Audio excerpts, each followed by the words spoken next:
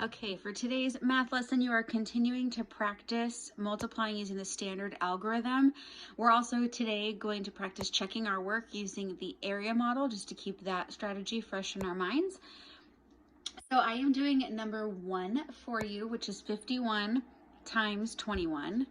So hopefully you're guessing the first thing we're going to do is write it vertically, up and down. Bigger number on top, smaller number on bottom, and I'm going to line them up by place value. So I have 51 on top times 21. And again, my numbers in the ones place are lined up. My numbers in the tens place are lined up.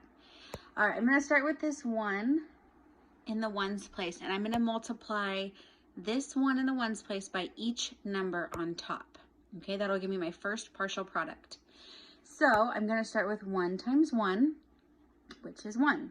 I multiplied both numbers in the ones place, so my answer goes in the ones place.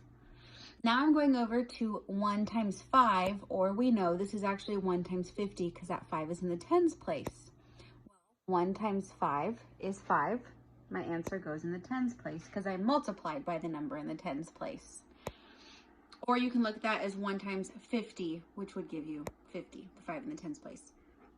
All right, I'm done with that 1 in the ones place. I've multiplied it by each number on top. Now I move over to the 2 in the tens place, which actually represents 20. So I have 2 times 1, or 20 times 1. Oh, before I jump too far ahead, what did I forget to do? Hopefully you were thinking, Miss Hall, you're moving over in place value. You have to move over in place value down here too. Since I'm now multiplying by the 2 in the tens place, I need to add a 0 to the ones place to show I'm pretty much done with that spot. So back to what I was saying before I tested your brains. 2 times 1 or 20 times 1 is 2, or 20 times 1 is 20. Now we have 2 times 5 or 20 times 50 because they're both in the tens place. 2 times 5 is 10. And since I have nothing else to multiply, I can put both of those numbers down here. 0 in the hundreds place, 1 in the thousands place, because 20 times 50 would be 1,000. Now, because these are my partial products, think in your head, what do? Hopefully you said I need to add them. So I'm going to do that. Ones place, 1 times 0, 1 plus 0, I'm sorry, is 1. 5 plus 2 is 7. 0 plus nothing is 0. And 1 plus nothing is 1, which gives us the answer 1,071. Okay, now let's check over here with the area model. For those that this is still a little bit confusing, because technically your directions are to solve using any multiplication strategy, you can use this too.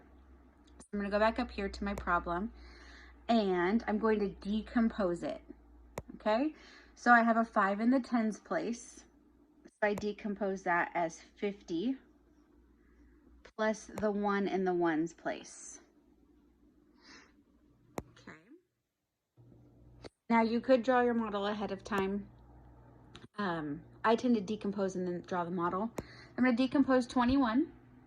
I have a 2 in the tens place, so that would be 20 plus the 1 in the ones place. I'm going to draw my model. Again, you could draw your model first, whatever you're most comfortable with. And then I draw my lines where the plus signs are. We know I'm not an artist, so it's not totally perfect. All right, now I'm going to start 20 times 50. Again, I can make these friendly numbers and look at 2 times 5 because those are math facts. 2 times 5 is 10. And I add those 2 zeros on. So 20 times 50 is 1,000. Then I have 20 times 1, 20. Same thing for the bottom. 1 times 50 is 50. And 1 times 1 is 1. These are my partial products. These inside numbers are these combined. Notice 51, 1,020, 1,020. I'm going to add my partial products. So I have 1,000, 50, 20, and 1. I should have written a little bit smaller. You guys know I had a problem with this even in class. 1 plus 0 plus 0 plus 0 is 1. 5 plus 2 plus 0 is 7. 0 plus nothing, and 1 plus nothing. Our answers should be the same. If you finish and these two answers are not the same, you need to check your work. They should be the same.